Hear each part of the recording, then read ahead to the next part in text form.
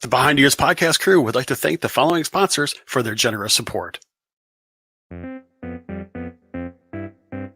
Do you have a little one and need a stroller for your next Disney vacation? Then Kingdom Strollers has the stroller for you. They've got a great variety of well-maintained strollers that fit any need. Go to their website and check out the City Mini Double, the City Mini Single, or any one of their wide selection of great strollers. They also have crib and bedding rental as well. During every one of my Disney vacations, I can't go a couple of minutes without seeing a happy young guest in a Kingdom stroller that is followed by a parent that knows they made a great stroller rental decision. Want to see how Kingdom Strollers can help you? Go to their website at kingdomstrollers.com.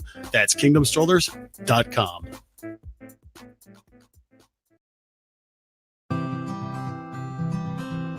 This is Mr. Chris, and I love a good cup of coffee anytime throughout the day. In fact, I like my coffee hot or cold, brewed in my single-serve pod coffee maker or at a French press. I even like my coffee both iced and even cold brewed. Regardless of how I decide to enjoy my Java, there is only one Java that I truly enjoy, and that is Expedition Roasters. Not only do I love their traditional brews such as Route 66 Tire Fix and Dark Side Roast, I love their flavors such as Bob Slutter's Brew, Charming Chocolate Cherry, and Happily Never After. To me, their coffees are never bitter, and I enjoyed every flavor I've ever tried. And did you know that Expedition Roasters also carries some of their flavors in decaf? They're perfect for that afternoon cup. You also have to check out their different teas as well, which are great hot or iced. When you're ready to enjoy the best in pop culture-inspired coffee and teas, check out expeditionroasters.com.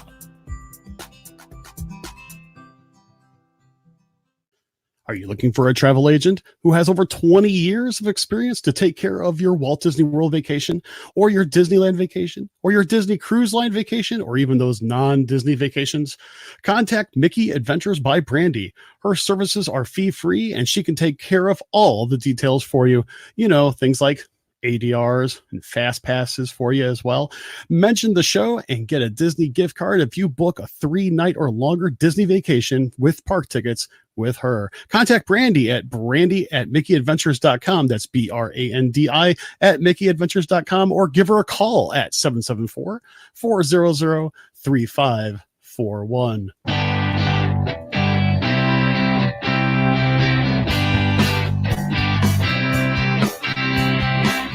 Coming to you live from our studios on the East Coast and in the Midwest, it's the Behind Ears podcast, because everybody does Disney differently.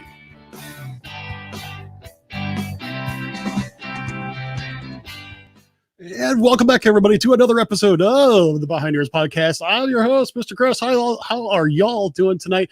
I can't speak. That's because I'm excited to be here tonight.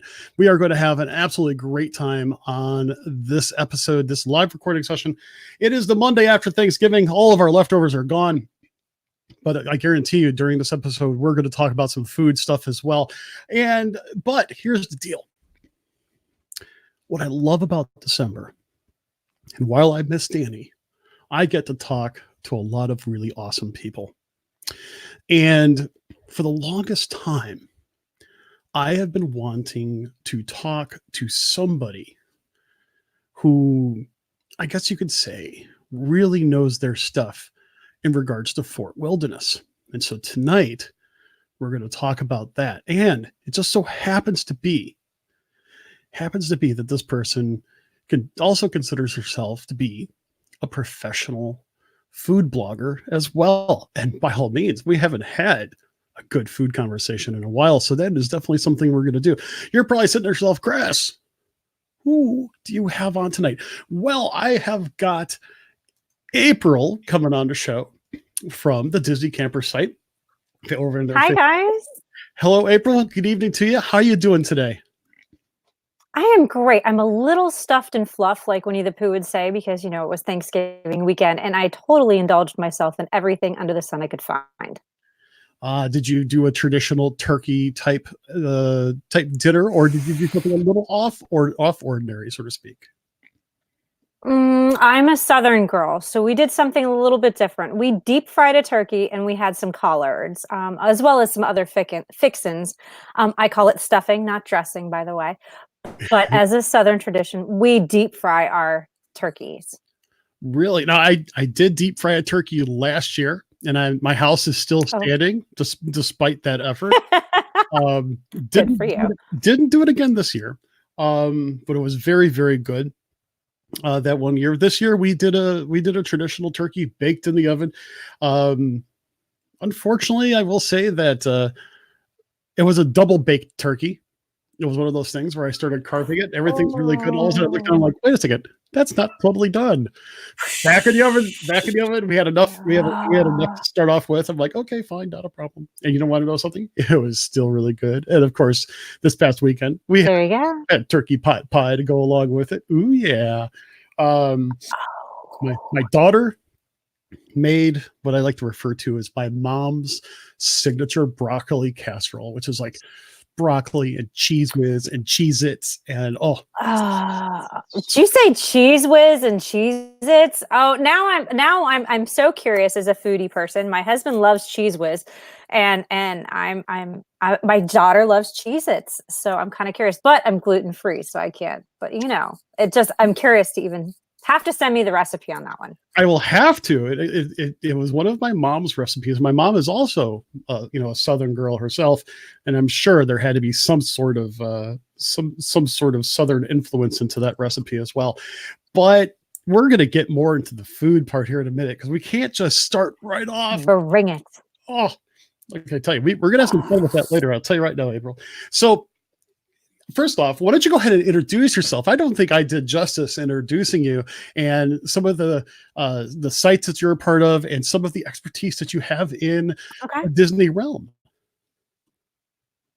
Okay, so I am with Disney Campers with my partner Sarah Stecker, who started the page. It's a wonderful page based on Fort Wilderness and all the wonderfulness about it. I'm also a previous cast member from '97 to 2000. I won't say where I was to keep it nice and quiet. I had some friends, we'll just say it that way. I also have a gluten allergy, and which makes me it made me want to put the kitchens at Walt Disney World, all sorts of kitchens, to the true test, to cook their best, to produce, because they actually have to make something for me, okay, to be able to eat.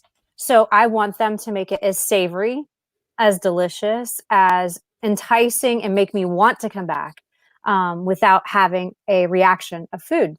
As well as my husband being a huge food person. So he eats the regular food and then tells me how it is. And then I get to have my allergy friendly food. But not only that, I have 2 children with me too. So they get the meals. So I get a kind of a good basis all the way around for everything when I go to a restaurant. And I'll tell you right now, I'm glad that you also brought up the whole, allergy bit as well. I shouldn't really refer to it as an allergy bit because it is a very, very important part of your dining and eating lifestyle. And at the same time, I know there's a lot of people that actually get a little bit nervous about dining at Disney just because of Yeah. certain foodborne type allergies or a condition that makes you have to go gluten free. I know there's other people that, have certain types of sensitivities and so on, but we'll talk more about that in a minute.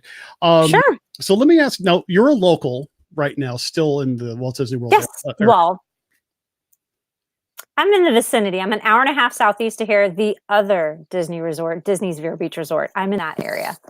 See, to me, an hour and a half is a commute for lunch. So that sounds awesome. See, it's still a hike. We have to plan our day. Sometimes we do it spontaneously, unlike the people that live behind Magic Kingdom. How wonderful it must be. But I still have to plan my day in order to go. But if I do need a quick fix, I just hop on over to the beach resort right over here and I get to go. I know you're closer. Oh my goodness. Our communications director, Chris, is chiming in saying, I'm closer. I'm closer. Oh my goodness gracious. Thanks, Chris, for that. Y'all both, beat me. So that's one thing.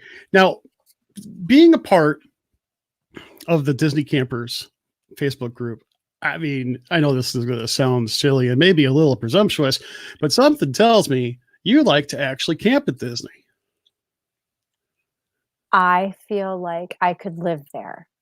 Like my goal is to live there for 1 year. That is truly my goal. And I love it there.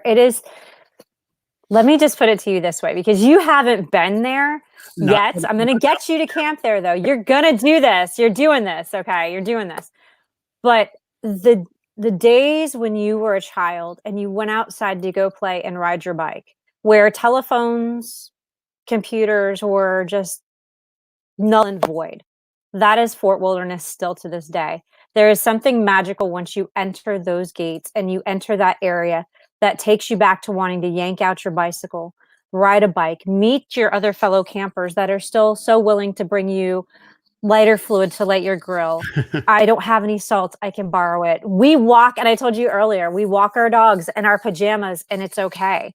It is yesteryear, and it's amazing. It is, the cast members to everything is top notch, amazing. So when you go there, do you tent camp? Do you have a pop-up, an RV, or anything like that? I have princess problems. Okay. I have severe princess problems. So I do not tent camp. I give anybody credit because tent camping in Florida is just, because you can't tell with the seasons. You can't, like, it's one day it's 80 degrees, the next day it's like 40 degrees.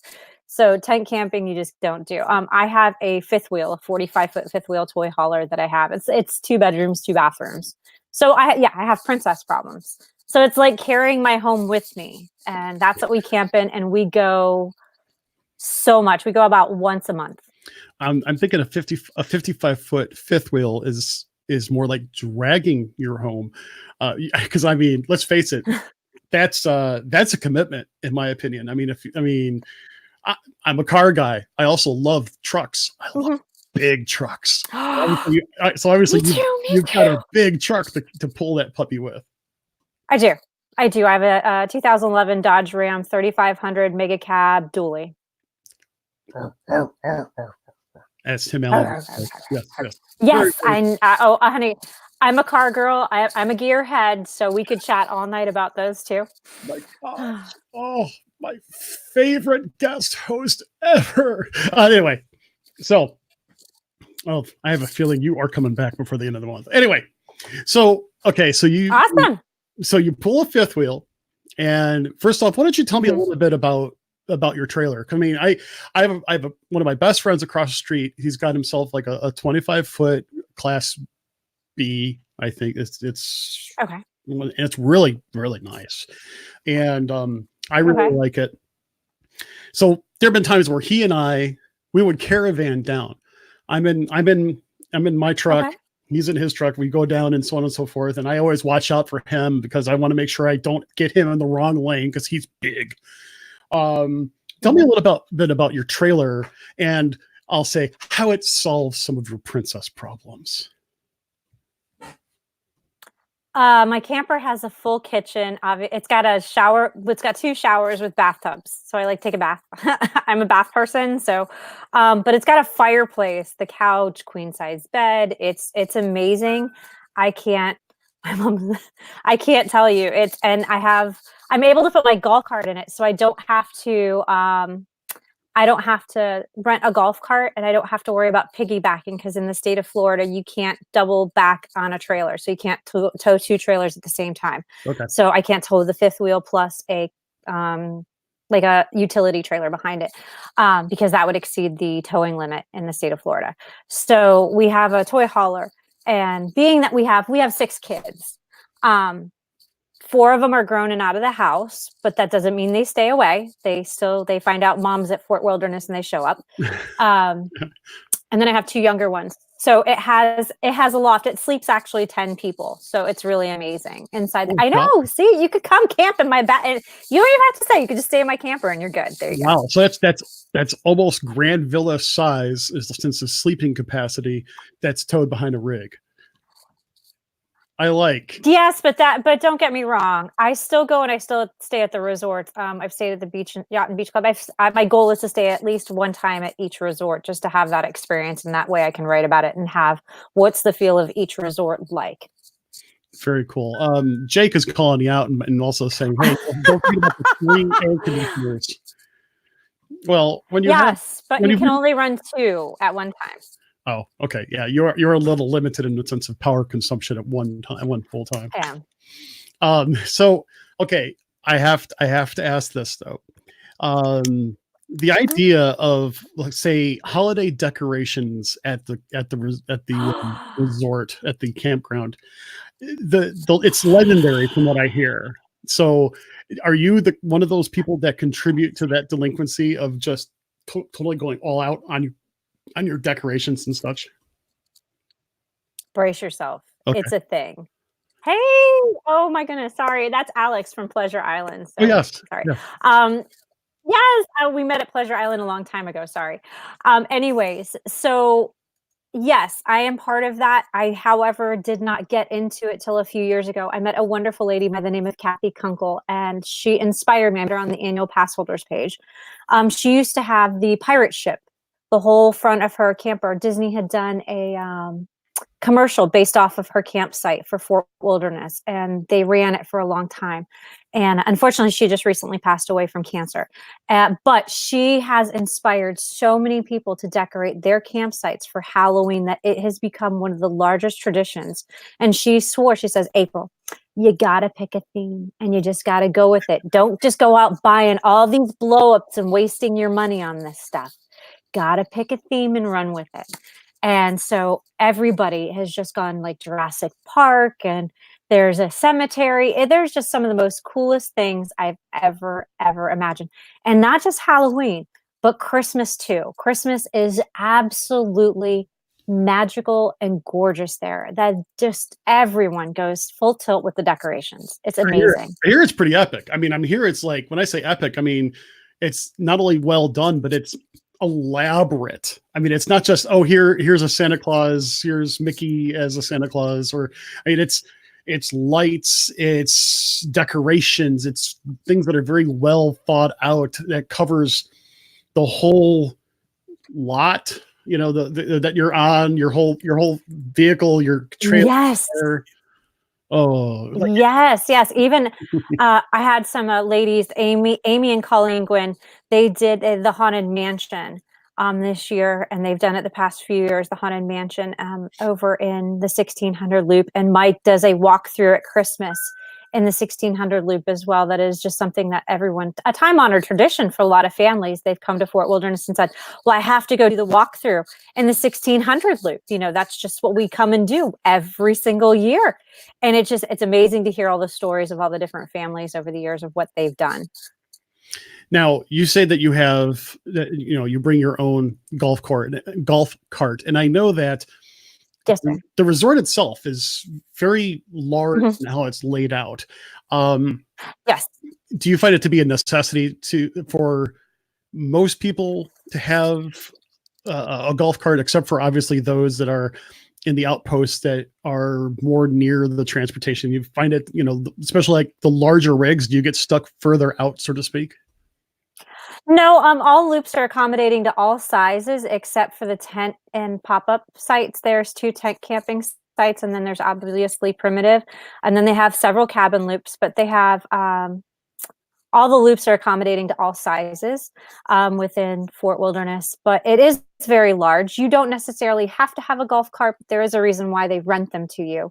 Bicycles are welcome, but they also have an inner bus system that'll take you around throughout the Fort Wilderness to where you need to get going, especially if you're a first. I always recommend, if you're a first timer, to rent a golf cart, because there's just things that, and to take a day to stay within Fort, not to go into any of the parks, but to just ride around, get familiar, look at all the campsites. We call it looping. And just to go looping and check out everybody else's campsites, all the decorations.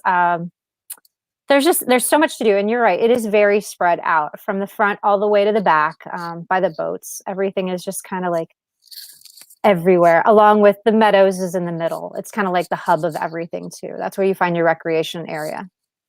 We actually have a couple questions that have come up here. Stephen asks, and I'm assuming this is in regard to decorations. Okay. I've heard they're not permitted to do it again. As far as I know, the decorations has been a tradition for a while. I'm assuming there hasn't been any sort of restrictions on that has really been.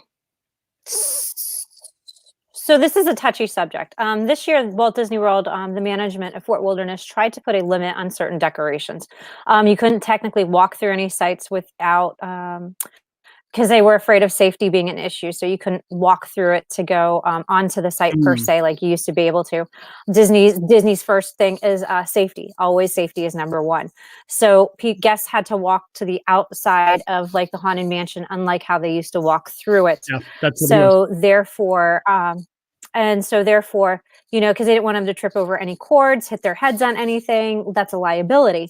However, next year, I've heard that they're going to have a piece of paper that actually states the exact rules on what they want to limit the decorations to. But and basically it's for safety reasons, because Disney is first and foremost, safety is one of their first steps in their guest service. Their guest service things is safety. I mean, it would make sense, because I mean, while I'm sure no one wants to accidentally, you know, cause any kind of a safety hazard, it would be one of those things where obviously you gotta put that first and make sure that it's going to be nice to look at, you know, and that's nice from afar. Yes. Yeah. So I got you there. Keep it.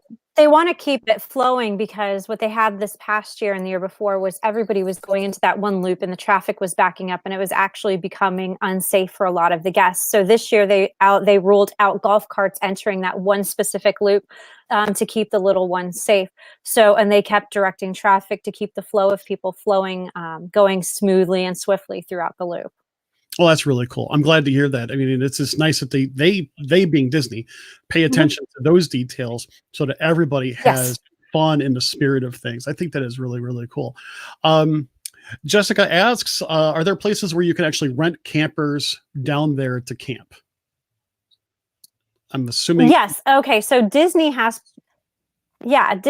preferred vendors. So Disney has a specific preferred vendor called Meacham's, and Meacham's is one of the only ones that they refer to. There's a lot of other campers rental places that rent out actual campers, but Disney, I always go with Disney's preferred vendors for this reason, that they are held to their standard, and it's Disney standard, which means they're up here, they're not down here on a different level. And I appreciate that. So we at Disney Campers, we always back and refer them to what's listed on the website, which is Meacham's. Very cool. Very cool. And Michelle would like, here we go. Michelle would like to ask, you know, do people own any of the campsites, or are they rented just like regular hotel rooms? I believe it's the latter. It's more. They are rented. They are rented just like regular hotel rooms. So if you want to go for 4 nights or 4 days, 3 nights, it's the same exact thing. It is less, although at times it can be the same as one of the All-Stars or the value resorts. And it's been climbing recently because Fort Wilderness usually sells out. They're at max capacity almost all the time. There's very seldom time frame that you can book, I guess, that it's not busy. So that's what I've been hearing, that the popularity of Fort Wilderness is actually growing quite a bit. But I also, just heard in general that, RV camping, et cetera, the RV industry is starting to bounce back after many years of being rather slumped. Especially like, great example, Northern Indiana is known for, being some of the biggest RV, area places in the manufacturers in the area.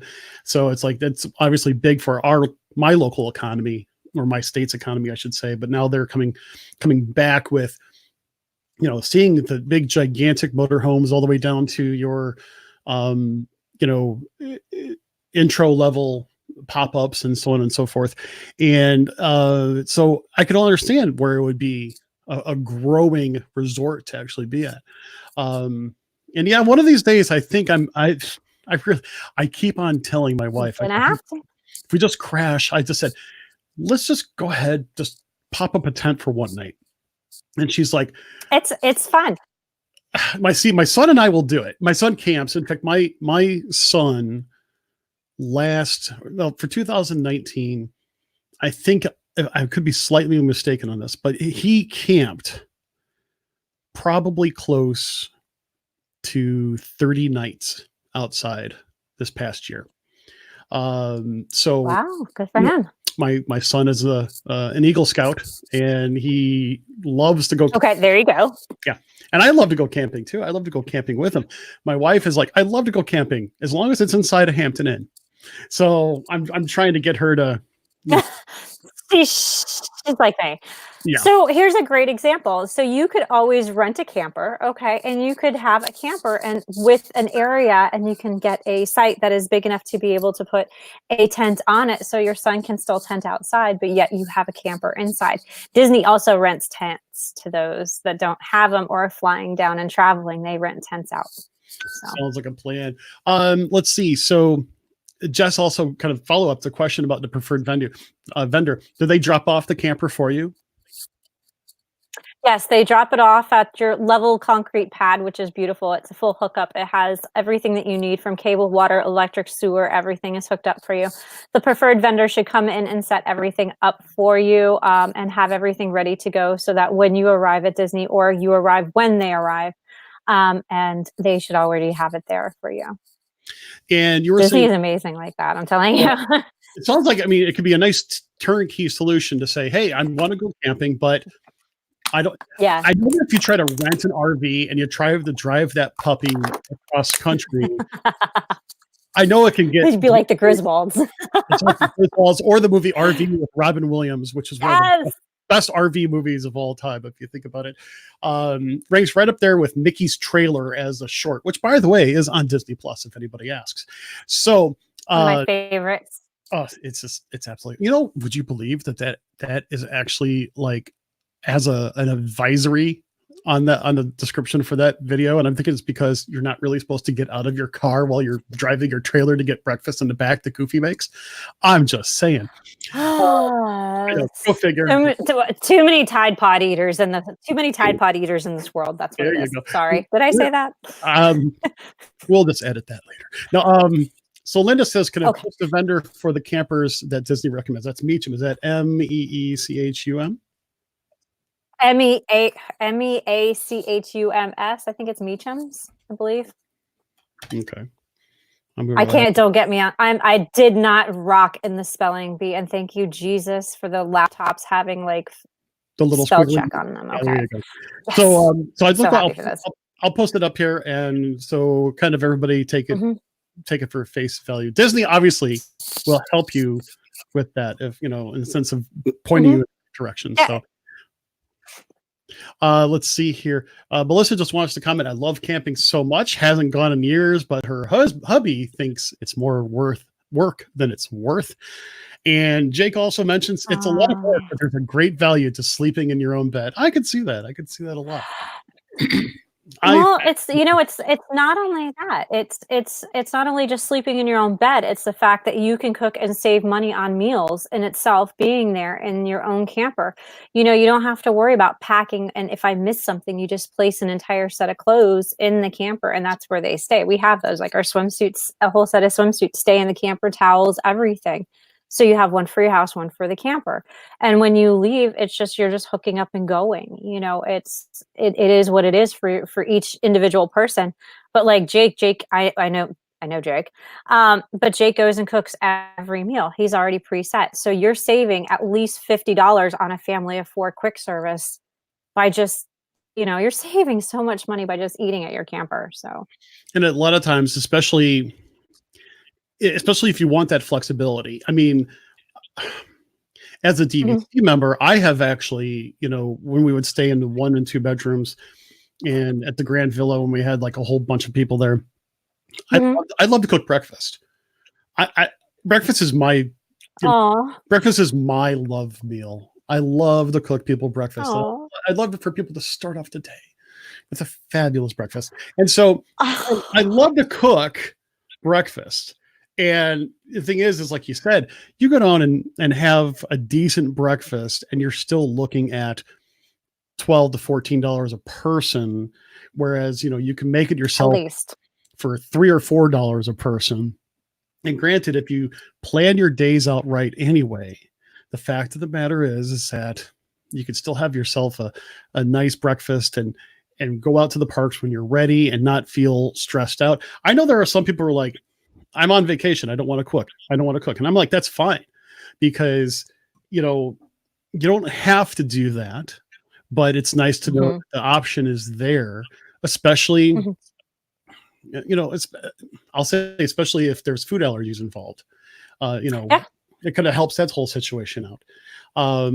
But yeah, it really kind of, um, it really kind of makes a difference. I gotta chuckle a little bit at Joe's comment. He's like, the last time I was at Fort Wilderness, River Cove still open.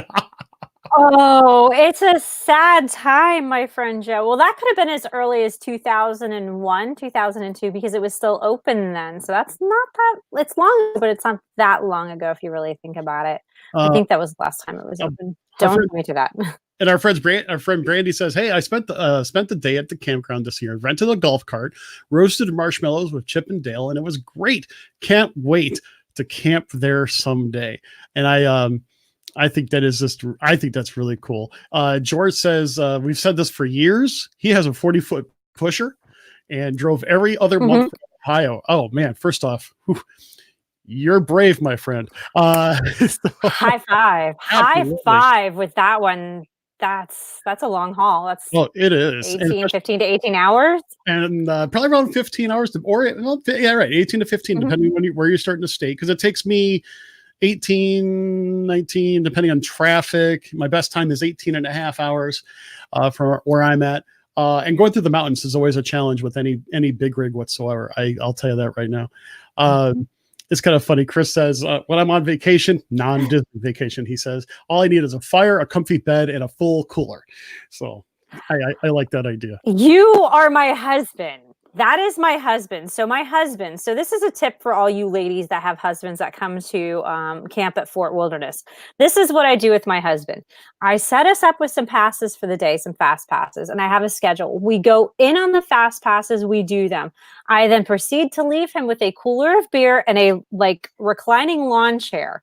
And I say, okay, hun, you're done. You know what he does? Gets back on the bus or the boat, goes back to the campsite, goes in his little zero gravity chair, grabs a beer, and watches everybody else try to back up their stuff, and husband and wives get into arguments. That is his day. It is the best thing ever. He says that he couldn't be happier, but guess what? It cuts down on the fights, it cuts down on everything. He's happy. I'm happy. He's got his beer in his chair and something to laugh at. You know, here's the thing. Our slogan here on the show is everybody does Disney differently. And the fact of the matter is that Yeah. I'm starting to get the feeling, starting to get a vibe that if you're a family where everybody has different ways of really enjoying a vacation, there is more flexibility in, even if you had to rent, rent an RV or something like that for a campground stay, that you can really Mhm. do some different things that are much more flexible, or even slightly more flexible, but more relaxing than an actual resort stay. But Oh. I know there are Oh, some, yeah. there would probably be people that'll be reluctant to that. But for a great example, my friends to have a trailer, he and his wife, they both do Disney very differently. She is the kind of person of get there at rope drop, don't stop until they kick Oh. you out of the park. He's like, I'm more of a mellow person. I like to chill out. I like to relax. One year when we caravan down, at the back of on the back of his RV, he towed a trailer. Inside his trailer was his motorcycle. And so there was a time where he took a day and just said, I'm going to go get lost. And he stayed at a campground that was like maybe half an hour away or so from Disney. He got, and he drove for like, or rode his bike for like an hour and a half or something, kind of got lost, hit his button on his GPS so he could follow his way back. And he's like, I had an absolute blast. And, That's awesome. sometimes you could do that sort of thing. And, it's just kind of cool to hear those kinds of camping stories. And,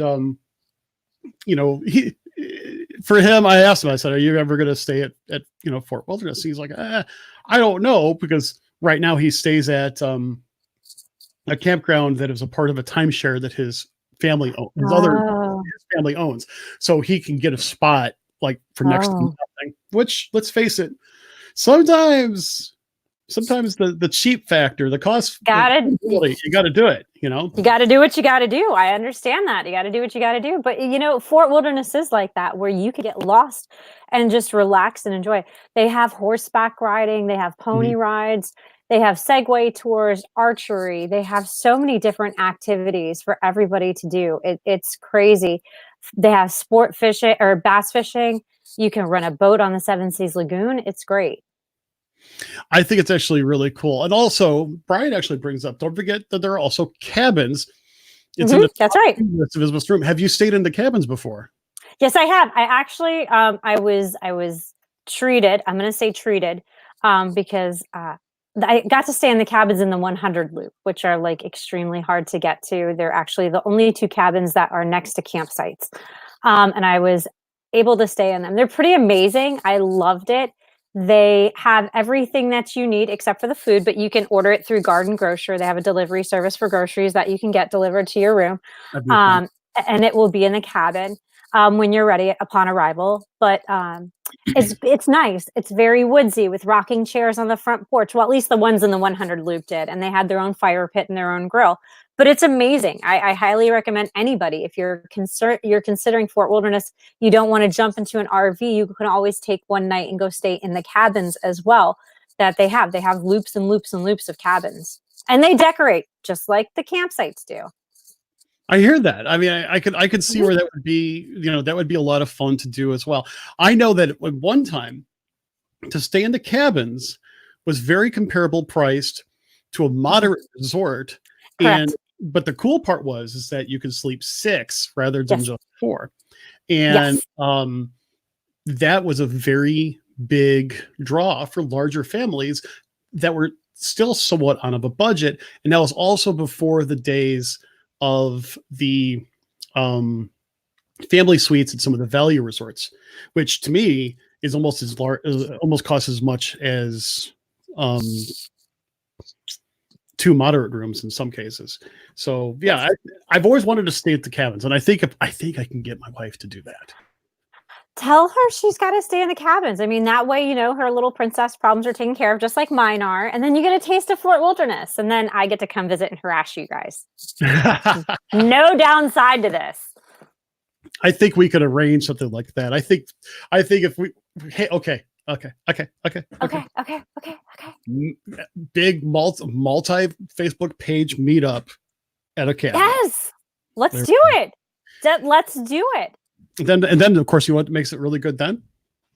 Write it off as a business expense, but that's beside the point.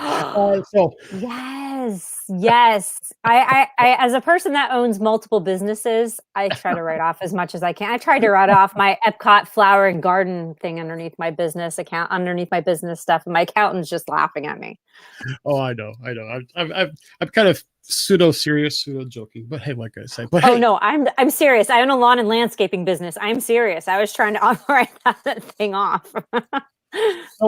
But let's do a really cool segue into one of our favorite topics, and that's food. Now, food. So let's do this, since we're still in mindset in Fort Wilderness. Okay. Let's slide over to Trails End. I want your opinion.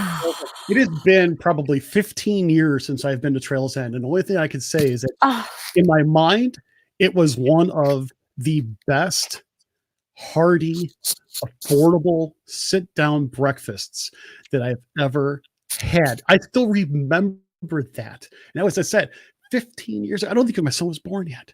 And it was so. What do you think about Trails End? All right. First off, it is authentically decored. Okay. It is very, very beautifully decorated.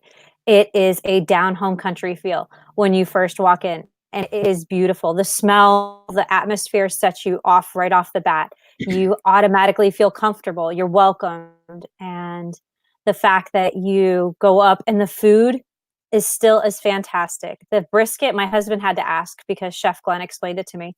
It has been cooked, the brisket, which you get at dinner, is cooked at the exact same way, with the exact same ingredients that it is rubbed with every single day. It is amazing. Yes, the brunch is everything, hands down.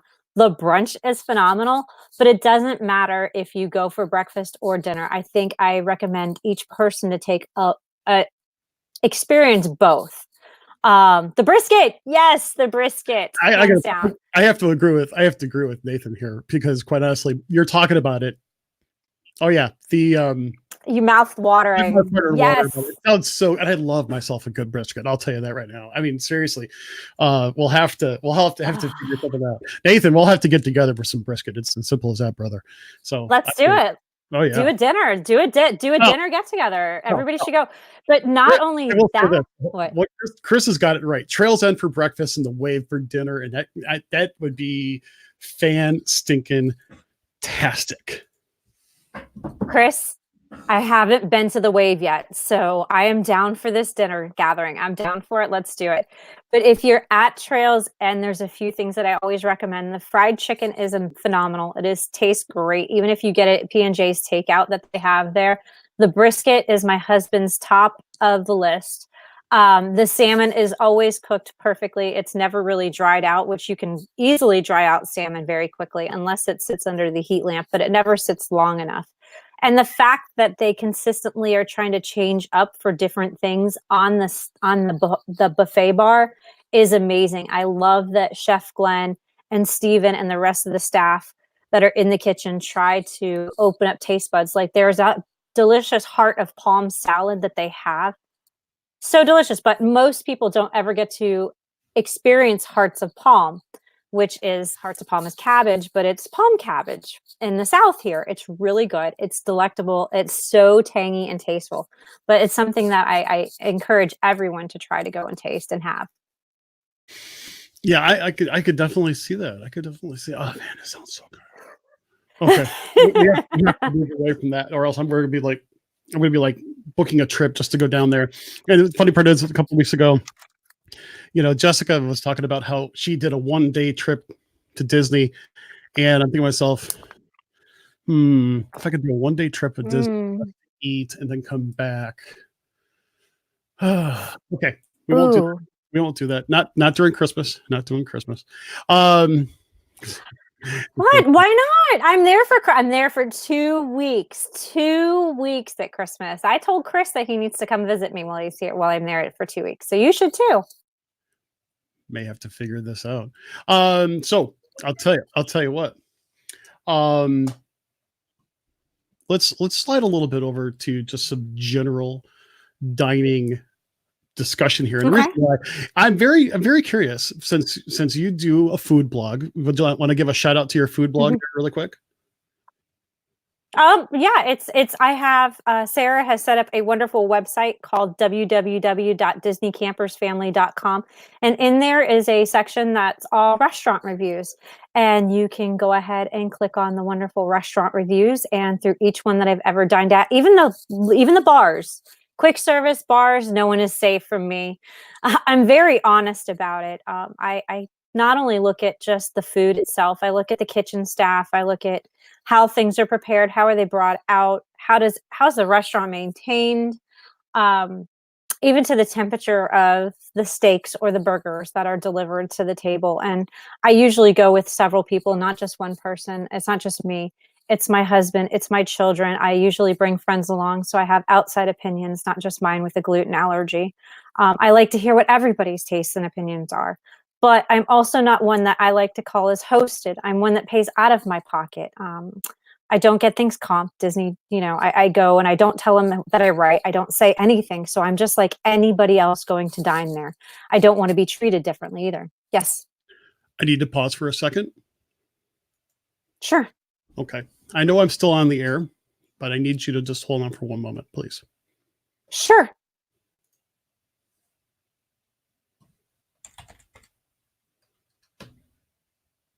Uh-oh.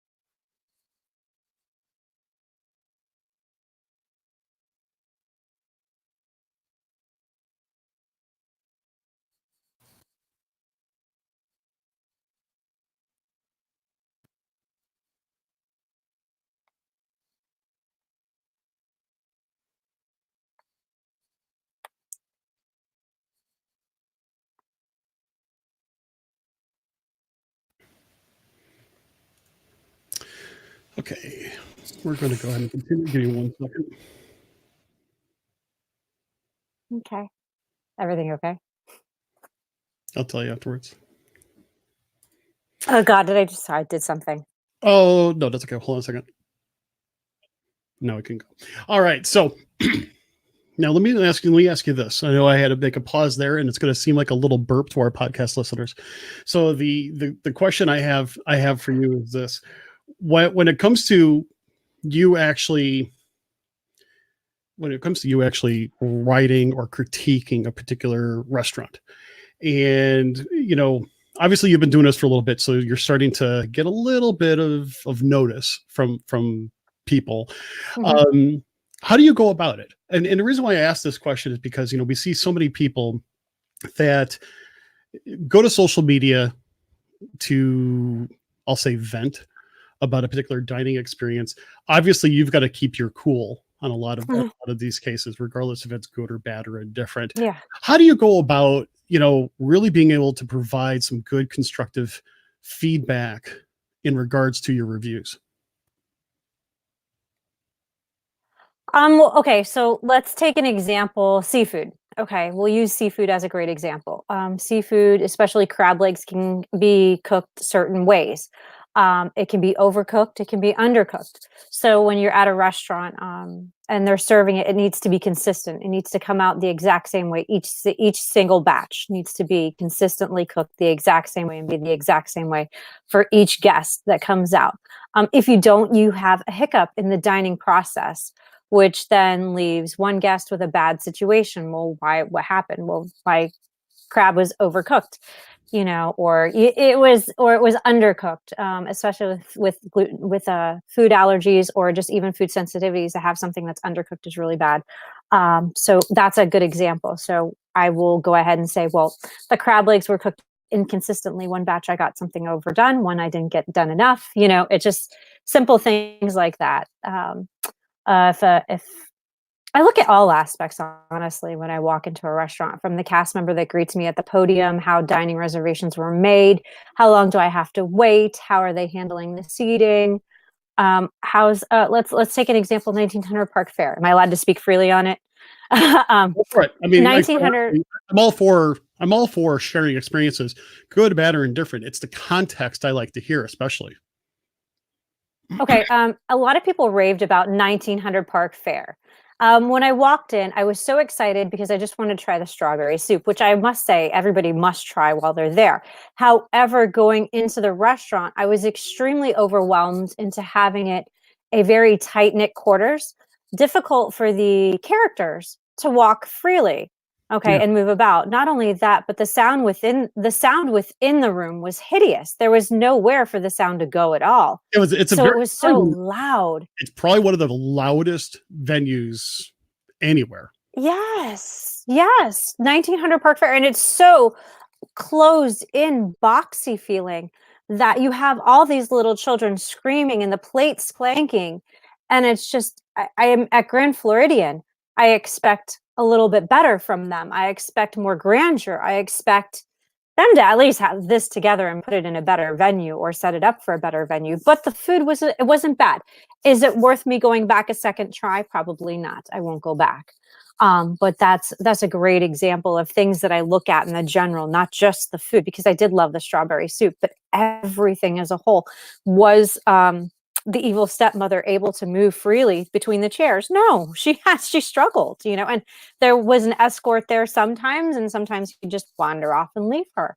So, And I I just look at everything. it sounds like it would be difficult to actually do a meet and greet type of thing, during a meal. Cause I mean, it's been a long Mhm. time since I've been there. And I mean, I think my daughter was little the last time we actually was there.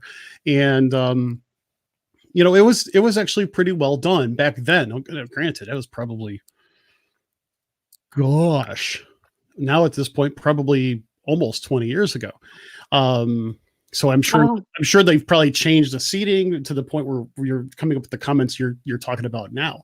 I think that makes a big deal. I think it makes a big difference. I mean, a layout of a restaurant is almost as important as, to the ambiance as anything else. Exactly. I'm very excited. I have not gone to the new Coronado Springs tower yet. I like to give them some time to set in. I did go to the Three Rivers right off the bat within the 2 weeks of opening, and they hadn't gotten themselves together at all. And I was really upset by that. I kind of slaughtered that review a little bit. But I'm excited to go to the Coronado Towers, and I'm excited to go over to the Riviera Resort. Those are definitely the two that are on my top to-do list while I'm there during Christmas. I'm looking forward to going to the Riviera myself. I'd love to hear what you have to say about everything there in the sense of their dining and so on. I know I can't wait to go there sometime in 2020. I think, because let's face it, you go to a place like that, you really want to hear about the dining. You want to experience the dining. I still think to this day, people underestimate this. I think dining is half the experience at Disney, because everybody keeps on saying, "Oh, all I'm going to eat is hot dogs, hamburgers, and pizza over there." And I'm like, if you do that, you're doing it wrong. Yeah. And I think that's a big thing. I think that's a big thing. I mean, hey, sometimes just give me a big batch of Casey's corn dog nuggets. That's oh, come on. Oh, I ate there one time. And once you've had one hot dog, you've had them all. And there's absolutely nothing appealing to Casey's except for overcrowded, nowhere to sit. The piano man that plays outside is the only true the true grandeur of the whole entire place, and that's it, is the guy that plays the piano. He's talented. The rest of it can just go get flushed down the toilet, in my opinion. There's better quick service places to go to in the Magic Kingdom than Casey's hot dog place. One, only corn dog nuggets for me. Two, mobile ordering is your friend. And mobile ordering is a lot of people's friends. Yes. And to me, if you just get yourself a nice little batch of corn dog nuggets, you don't need to sit down. You just go ahead and you walk through. I got it. But I tell everybody all the time, and that's one of my biggest things when I talk about it on my weekly news, is I say, step out of your box, step out of the box in your comfort zone of going and ordering the same situation, the same thing that each and every time, and try something different. There's always something that's being changed up, not only at the resort menus, but as well as throughout the parks, the different desserts, the different drinks. And yes, even people that like to have a little splash of adult alcohol in their drinks, there is places like Baseline Tap House that has things like that around for you. So absolutely. And I think there are some places that are better than others. I don't like the basic stuff. My daughter and I are the adventurous ones. My son and my wife are the very simple ones. But let me rephrase that. My wife and son have very basic yet very expensive tastes. So, like, my wife, her way of rating a restaurant is how well they can get a filet done. Oh, okay. Very nice. I could get that. I got that. Okay. Yeah. So, I mean, and my son, the funny part is that the first time he ever had a really good steak was at Cali Grill. And it was a kid's meal, filet. Okay. And the interesting part to it is that after that, it's like he got really super spoiled.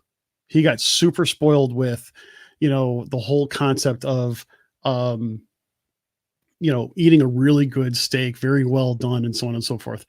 And, the funny part about it is that he'll still do it. My wife, she doesn't care what kind of restaurant it is, but she'll look, okay, where's the filet? What's it sound like? I don't think that sounds like a good filet, therefore I won't go there. But I understand. But my daughter and I, she and I will try different things, different times, and this, that, and the other. We went on a Disney cruise, and for the first time, she actually tried escargot. She learned that she did not care for escargot, but she tried it. Hey, at least she tried it. I give her kudos for trying it. Well, the funny part is that one of the first trips we took, I had her try sushi, and it was a basic California roll, nothing raw or anything. Okay, yeah. She didn't care for it. Now that my daughter is an adult, she and I will go out for sushi. Oh, and so I mean, it's one of those cool things. Hey, it's also fun when you could take your daughter to the tequila bar in Mexico. Hey, high five. Oh, we did that. We took our daughter to the tequila bar. It was her birthday, and we took her to the tequila bar. And I said, "Oh, but we have learned you never start off in Mexico." And we started off in Mexico. We didn't make it all the way around. It was just not pretty. Well, Never start in Mexico. she and I just did. We shared a flight, a very basic Oh, flight of tequila, and it was very, very good. It was very nicely done, and we really enjoyed it. Although it's kind of hilarious because my daughter looks like she's 14. You know, oh, she's 25. so it's kind of oh. the guy's looking like, no, she's like, here, ID. Oh, okay. Well, my daughter's 24. Well, one of our daughters. We have 6 kids. So we have 3 boys, 3 girls. One of our kids is 24. One of my daughter's 24. Very cool. Very cool. Very cool. Yes. And so, the thing is that, we do try to do different things because of the adventurous side. We do try to eat different places. Yes. We do have our favorites, but we always try to find something new or something that we haven't ever done. So with that being said, I'm going to ask this. I actually have 3 questions. We'll go down this route. First off, what is your favorite restaurant on property? I mean, what is your go-to that you like? Oh yeah, I'll go there every time if offered. And I know it's a tough question. It's also a question that I hate when people ask, "What's your favorite restaurant?" Because it's No, I swear to you, and not because I'm there all the time at Fort, but it really is Trails End. Really? We really like Trails End because just the cast members make it amazing. They truly take such good care of you, and there's a little bit of everything on that buffet for everyone in my family. So it makes us very happy. My husband is filled. He says that he can't eat for the next 2 meals after he's eaten there. Yeah, and price point, value wise, price point, it is the best value on property to eat there. It is hands down the best buffet price wise to go to. Okay. I mean, that's a really interesting way of looking at it. I mean, but you're also looking at it from a really widespread um, aspect as well. You're looking at it from a family perspective, which I can Yes. see. That's a big deal Mhm. because if you can find an eatery that really, really caters to what the whole family could enjoy, that's a winner. For us, Kelly Grill is one of those places. Yeah. Um, we have got to take my kids to the Wave because my wife and I have been to the Wave, but my kids haven't in a long time. But there are other places that we also truly enjoy that quite honestly we really would love to go back.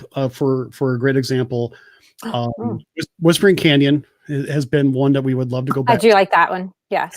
Haven't been there in a while. And my wife and my daughter would love to go back to Yak and Yeti, which I don't understand that one, but they love to go back there. Where's Yak and Yeti? That's Asia. That's Animal Kingdom. Animal Kingdom, yeah. Yeah, okay, all right. I haven't been there in so long. See, there's places that get updated or something changes and I have to go back and try it. Like I missed the Restaurantosaurus, the burger, build your own burger and Sunday. I think that's what's going on. I haven't been there in like forever, but I need to go try that out. So well, it's one of those things where I know there are some places that have changed over a period of time. Yes. There are some that, like, for example, Sanaa is a place that we'd love to go for lunch.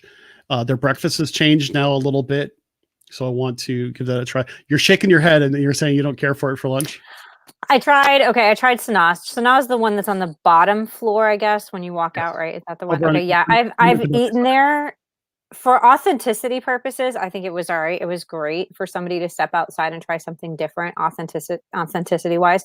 But if you do not like spicy foods at all, especially if you have children, if you can't handle spicy foods, that's just not for you. Don't just don't, or just order off the basics. Just stick with the basics at that point. Kids too. Kids too. The bread spread which was great. I love that. Mm-hmm. Tiffin's is great too. I agree. Tiffin's is amazing. Oh my gosh, look at this Artist Point. I have not done Artist Point yet. I know you guys I know. There's a great example. I wanted to do Artist Point before they turned it into a character meal, and I never got a chance to do it. I did it before they turned it into one, but now I'm talking like now I haven't gone to the character meal because it's so hard to book into and it's expensive. I'm not going to lie. It is very expensive as far as the character dining. But is it worth it? Sure. I have yet to have read a bad review that comes out of there. So that makes me more intrigued to begin with. I'm like, okay, well, if I haven't read a bad review, am I going to be the first one to write one? I feel devious to the point. Now, with that being said, and in case people didn't pick up on my answer, I have two favorites, and it's going to be the Wave and Kelly Grill. Those are two that if I'm able to go to, I will do them every single time if I can. I don't like to say what do you think is the worst restaurant. I will go with the phrase, which restaurant do you care for least, or that you will bypass more often than not? Chef Mickey's. Really? Don't hate me, everyone. Please do not hate me. Chef Mickey's. No. Why though? Why though? It's so loud. It's so just the children are running everywhere obnoxious because everybody wants to meet Mickey. Artist before was that's a good point. So it's just because it's very loud in that A-frame building. The sounds go everywhere and it bounces right back and comes back in. Not only that, there are children that are running everywhere, and that I understand that it is based on kids and parents, and Sure. that it's like the go-to for anybody that it is their first trip to going to Walt Disney World.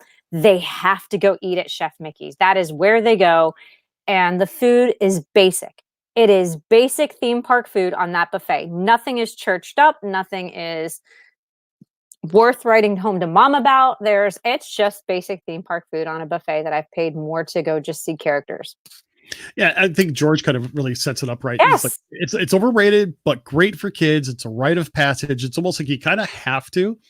Yeah. Jessica says, not a huge fan as well. Chris thinks that Chef Mickey's is so overpriced, and I quote that. Here's the thing. I loved Chef Mickey's until I found others that were very much better on property. Yes. I think dinner is a better value than breakfast.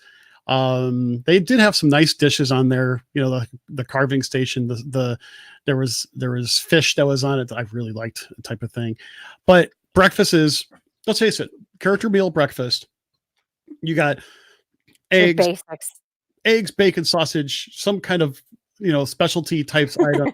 You may have a carving station. You're going to have the kids station, which is also going to have pancakes, Mickey waffles, things like that. And when you're paying $50 a head, what people have to understand, you're not paying for the food. You're paying for that minute and a half with Mickey to get a quick picture. I always let everybody know that when you are paying for that, but it's better than standing in a 2-hour line to meet your favorite character, wasting time at the park. So my go-to is to tell anybody, if this is the first time that your children are visiting Walt Disney World, I always tell them to schedule character dining, because it does give them a little bit more time, and you're not necessarily shoved along into, okay, next. They get that extra time with the characters that they wouldn't normally. Garden Grill is good.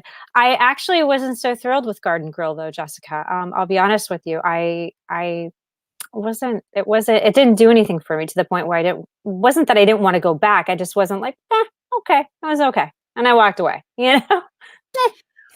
I've always enjoyed Garden Grill, except for the last time we were contemplating it. They changed the menu.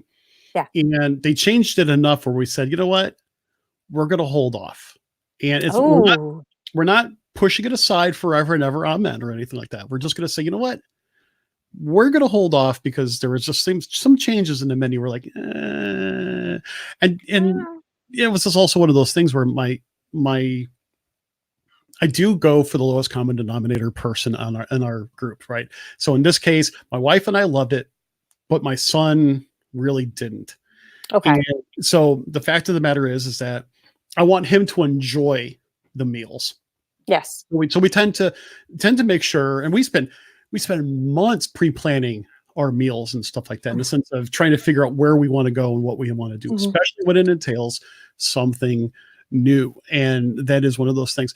Brian mentions, go to the Four Seasons. They have an amazing character breakfast, food interaction wise. Also, one of the cheapest regular buses to park, so it's easy to get to without a car. I've never contemplated doing a character meal off property like that. I didn't either. I never thought about it. I always thought it was just strictly for the hotel resort guests. I did see a couple other bloggers that had gone there, but there's such frequent flyers of it that I didn't think that it was, they'd be let in. Some people are just let in because they're there that often. I just thought it was always for that sort of guest. That's like, have I gone to the Swan and Dolphin for any of their character meals? No, I haven't ever gone to the Swan and Dolphin because I still do. Are they a resort? Sure. But it's not, to me, it's not a Disney resort. It's their resort. I just have never gone. I hear it's good though. The Shula Steakhouse is amazing. I just haven't gone. I hear that too. Very much so. Yeah. See, and I just haven't done it. I mean, should it be on my list? Yes, but I have to get through the Disney ones first before I get to those. So I totally agree. For our basically the last question, the last thing I want to kind of touch on, and I am the kind of person that, I get kind of, I'll admit, I get kind of irritated when I see people publicly post a rant about an eatery of any sort, but they don't say anything about really what the problem was, how they tried to get it resolved, or, what did they do in order to try to help the situation get rectified? Okay.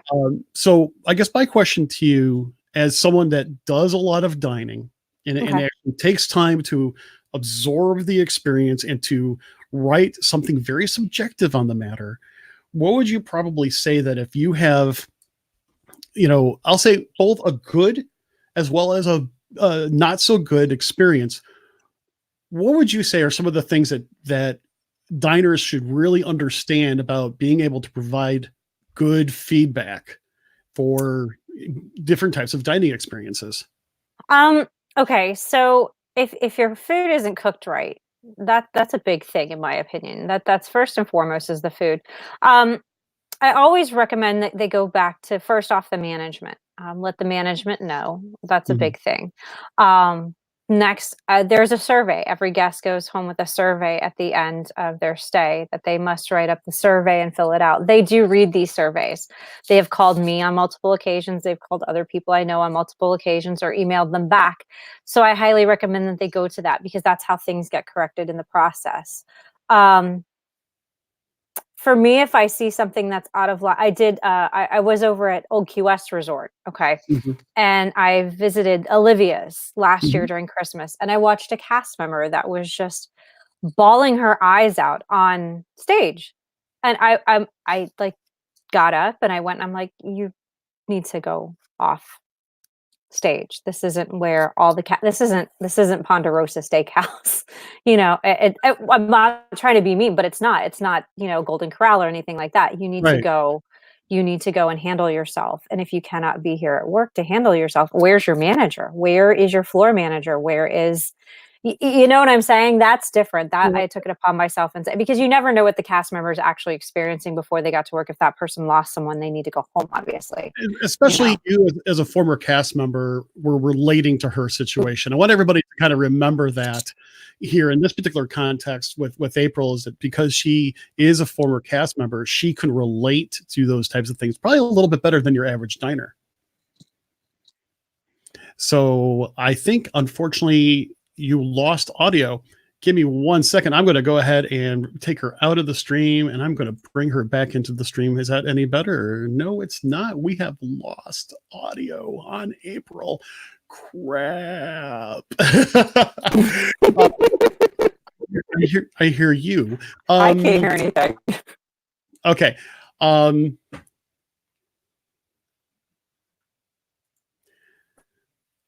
Leave and come back. Leave and come back. Okay. Yeah, I'm gonna pause my recording here for a second. Sorry about that. We've had a few technical difficulties. Also, I want you guys to hang out for 1 second after the closing credits. I've got something to mention to you. Okay, so I want you guys to hang out. I'm not recording this part. Obviously, it's on the live, but just hold on to a little bit. Let's see here. Okay, can you hear me now? Crud.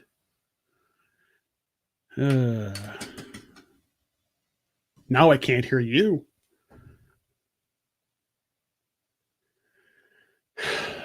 We're about out of time. I think she got disconnected. Darn.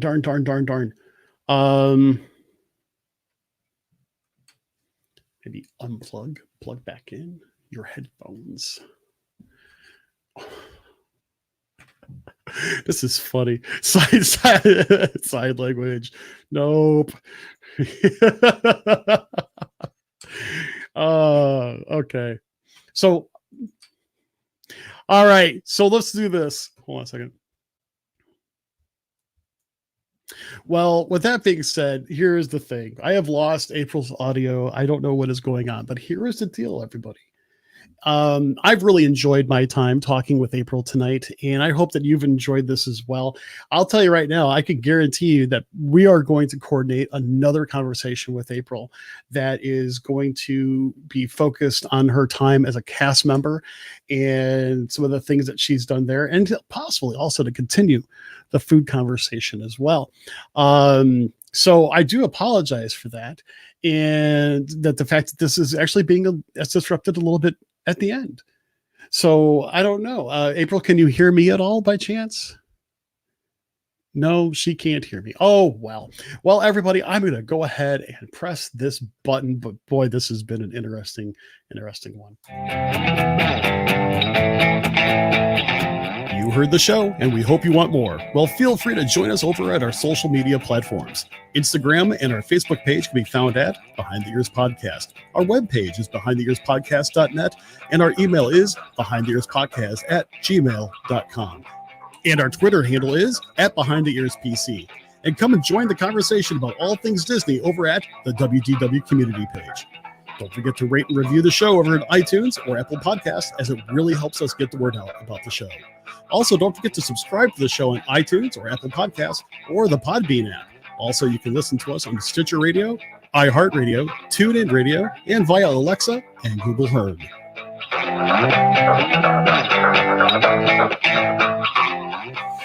All right, everybody. Thank you so much for joining us for another live recording session of the Behind the Ears Podcast. I do apologize for some of the technical items that we had. And by all means, it just makes it more fun. But I really, really enjoyed having April here. And by all means, we will have her on again. She and I really connected in the sense of just some of the things that we had in common. And I think that you guys would love to hear more from her. So I'll tell you what, in this particular case, I've just I can't believe that the time has flown so much. But I'll tell you what, I'm really glad to have you guys here. Thank you so much for all the love that you show for the show. And until we meet again, I hope you guys have an absolutely magical day. Take care. All right. So the recorder's off. I just wanted to mention a couple things. For those of you who kind of wondered what the big pause was all about, we got trolled. We got trolled tonight. And unfortunately, I didn't realize I actually had the ability to kick trolls out from my desk here, and without having to switch over. I wouldn't have had to. I found that out a little bit late, so I apologize for the pause. But we did get trolled, and we got someone trolled us over on YouTube, and I do apologize for that. So it was not fair to you guys. Only thing is that they were disrupting what I saw and what April saw as well.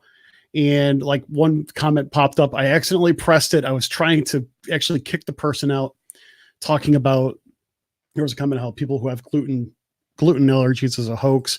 Obviously, I did not mean to put that up because I was certainly not trying to feed the trolls. So I do apologize for that. If there was any disruption there, I do appreciate everybody sticking around. As I said, loved talking with April, and she has been an absolutely fantastic guest. You guys are an absolutely fantastic audience. Really enjoyed having you guys here tonight. I can't wait to talk to you guys on Wednesday. And don't forget, hey, feel free to follow us over at the WDW community page.